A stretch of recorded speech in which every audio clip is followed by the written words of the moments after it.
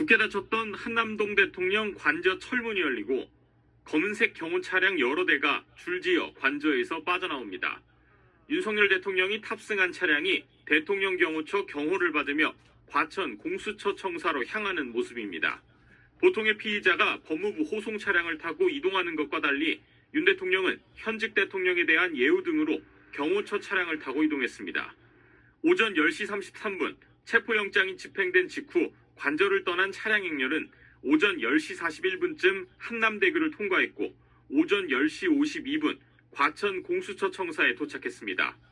윤 대통령이 탑승한 차량엔 수사팀 평검사 1명이 동승했습니다.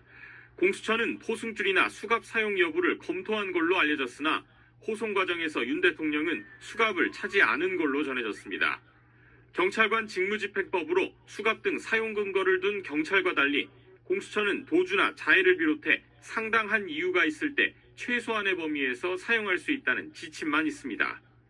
공수처가 수갑을 사용하지 않은 건 현직 대통령 예우 차원인 걸로 알려졌습니다. 공수처에 도착한 윤 대통령은 포토라인에 서지 않으면서 언론 노출을 피했는데 공수처와의 사전 협의에서 합의된 걸로 전해졌습니다. 새벽 4시 공수처로 출근해 체포영장 집행을 준비한 이재승 공수처 차장. 오전 11시에 시작된 윤석열 대통령 첫 조사에 직접 나섰습니다. 주임 검사인 차정윤 부장검사가 조사할 거란 기존 전망과 달리 공수처 차장이 직접 나선 건 사안의 중대성과 대통령에 대한 예우 등을 염두에 둔 조치로 보입니다. 검사 출신인 이 차장은 사법연수원 30기로 윤 대통령보다 7기수 아래입니다.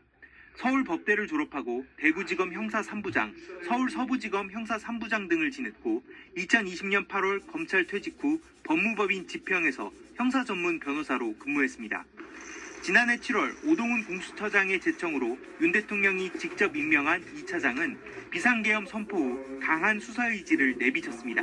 공수처는 국가적 중대 사건에 대하여 모든 노력을 다해 지위 고하를 막론하고 엄정한 수사를 진행할 것입니다. 오후 2시 40분부터 시작된 조사는 비상계엄 수사 태스크포스 팀장인 이대환 부장검사가, 오후 4시 20분부터는 차정현 부장검사가 진행했습니다.